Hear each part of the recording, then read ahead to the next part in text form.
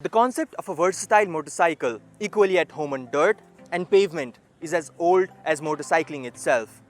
And in Nepal, the popularity of such dual sports have skyrocketed over the past few years. Where most roads are still unpaved and cities doing their best to cover up the dirt overnight, it doesn't only make sense to buy this one, but if you are to give it a try, it will give you a sense of satisfaction over this beautiful investment. While we are talking about the dual sports segment, the contribution that Honda has made over the past few years, if not decades, is just commendable. Although there are other bikes who can do the double duty, there are none who can do it with such power, in such ease and with great style.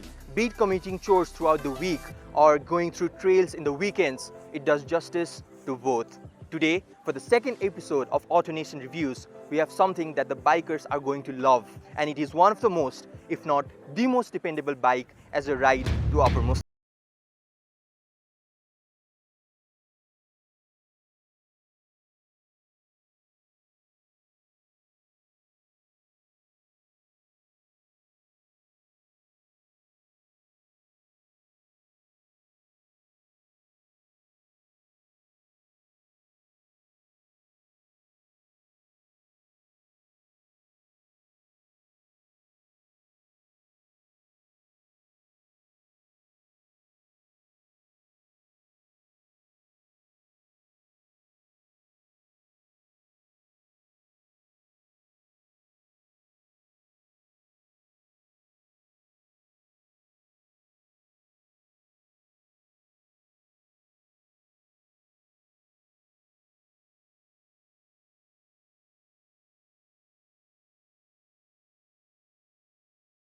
As you can see, this is a tip-toe tall bike at a seating height of 880 millimeters. It places you well above the ground and makes you feel like you're ready to fly. The height does not only give you a very first-class suspension, but while scooting through traffic, you'll be able to see over most of the four-wheeled drivers and their vehicles, and that is always a welcome view. This beast, however, is very light as it has to be for a dual sport. Weighing over just 145 kgs, this is very maneuverable on the street, and handling it is a breeze. It has a mighty 250cc liquid-cooled single-cylinder 4-stroke engine, which gives you a lot of low and mid-range torque.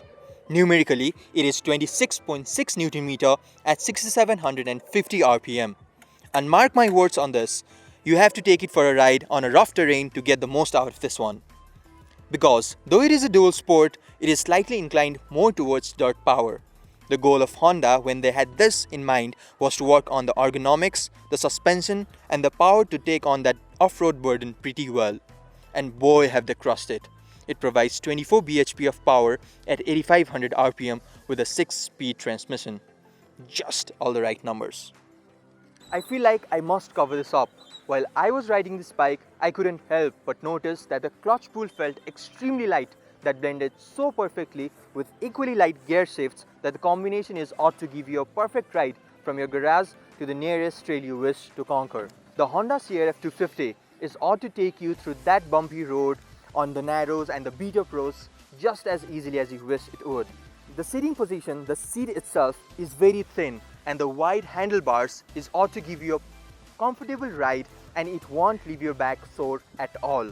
All in all, this is a friend that takes in all your hardships, and all it gives you is immense joy and happiness while and when you're done riding it. The rear disc brake has a good feel to it in the dirt. Needless to say, it keeps speed under check when you're sliding on downhills. The front brakes are also very good. With dual pistons, they keep you intact and won't drop you in the dirt. They ride on a dual sport tires which has a complete black rim to give a more aggressive look to it, and it is welcome for novice and experienced riders alike. It is a secure ride for even a beginner. Well, it has a slender body which fits a 7.8 liter fuel tank, and for a bike like this that cannot afford to be so heavy, it makes a perfect sense. The mileage on this baby, however, is a tough call. Inside the valley, it has a decent 25 kmpl, but in the rough terrain where you will put it at taste and juice it up pretty hard, it can fall down a bit. But for performance and the comfort you are getting, it's rather compromisable. On the hindsight, what is not compromisable and seems to be a little bit of a bomber is the staggering price tag of over 12 lakhs. They did make a perfect bike for people working in cities and love a ride every now and then, but they are making us pay what seems to be a fortune for most.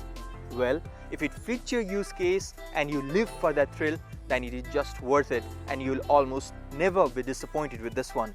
And considering the manufacturer being Honda, they seem to be making us pay for what comes with it, the pride and the brand name, which is again a name of its own. So guys, this is it for today. Hoping to see you all again soon. I'm Anup signing off from Autonation Nepal. Hope you liked this video and don't forget to like and subscribe. Goodbye and take care. Jungle.